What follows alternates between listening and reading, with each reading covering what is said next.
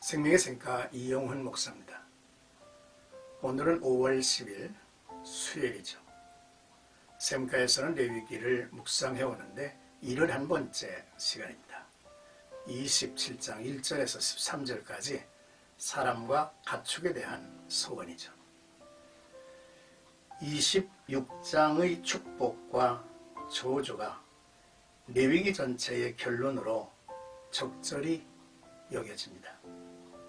그런데 이어서 27장에 소원의 말씀이 소개되는 것이 편집상 적절해 보이지 않죠.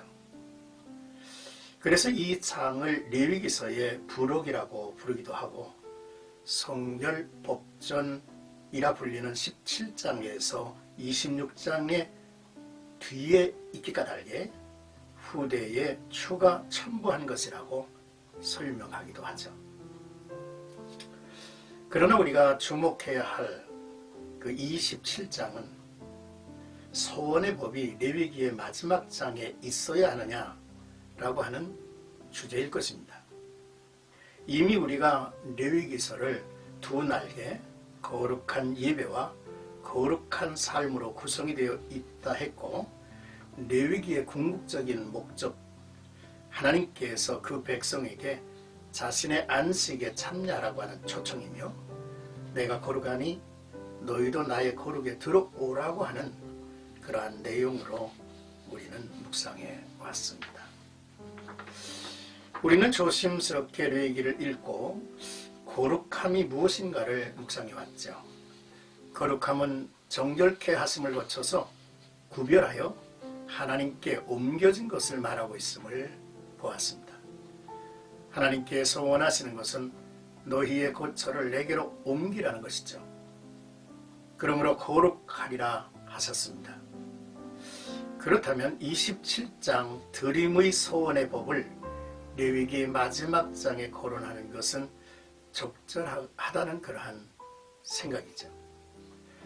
참으로 죽을 자가 구원을 받았다면, 버림을 받을 자가 은혜를 입었다면, 자기를 하나님 앞에 드려 하나님을 위해 살겠다는 소원은 자연스러운 것이 아닌가 싶습니다. 그러므로 27장의 소원은 거룩한 예배, 거룩한 삶을 말씀하고 있는 레위기의 그의 백성들의 마지막 응답이라고 말할 수 있을 것입니다. 먼저 1절에서 8절까지는 사람의 값을 여호와께 드리기로 소원하였으면 이라고 하는 내용인데요. 모세 시대의 사람들은 자신이나 자녀를 하나님의 사역에 바칠 수 없었죠. 하나님께 헌신하는 일은 오직 레위 족속에게만 허락되었기 때문입니다. 그러므로 구약시대에 자신을 하나님께 드리는 소원을 한 사람들이 사무엘처럼 성전에 머물며 일을 도울 수는 없었습니다. 그래서 제사장이 사람의 값을 받게 했습니다.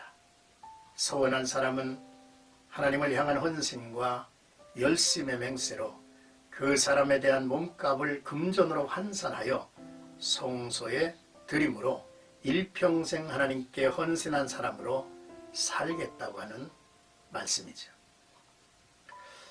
그러므로 남녀와 나이에 따라서 그 값이 차별이 되었고, 그 값은 참으로 큰 금액이었음을 볼 수 있습니다. 그러나 서원한 사람이 가난하여 정해진 것을 감당하기 어려우면 제사장이 서원한 자의 형편대로 값을 정리하여 배려하는 그러한 말씀도 포함되어 있습니다. 하나님 앞에 드리는 일,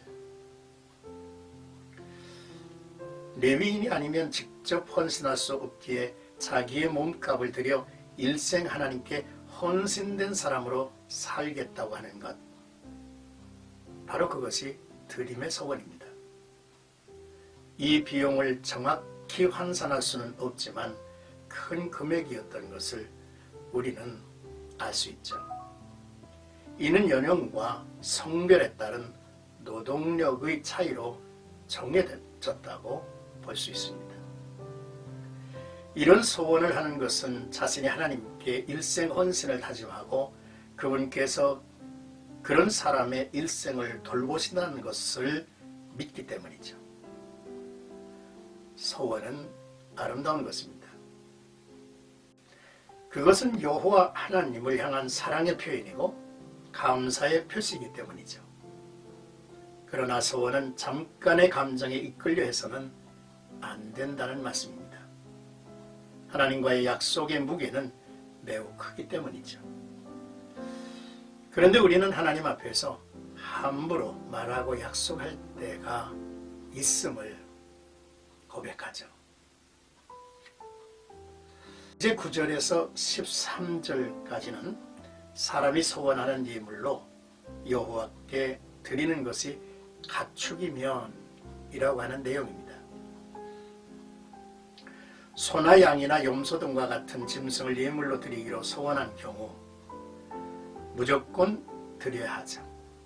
예외 없이 소원한 그 가축은 바쳐야만 합니다. 하나님께 가장 좋은 것을 드리고 싶은 마음으로 소원했다가도 어느 순간 아까워지는 마음이 생길 수 있는 것이 사람의 마음이죠. 하나님께 드리겠다고 소원한 시간, 재물 그리고 재능에 대해 우리는 반드시 그 약속을 지켜야 할 것입니다. 왜냐하면 그것은 이미 하나님이 받으셔서 거룩하게 구별하신 것이기 때문이죠. 짐승을 드리기로 소원한 후 막상 드릴 때가 다가오면 가치가 덜 나가는 짐승을 드리고 싶은 것이 사람이죠.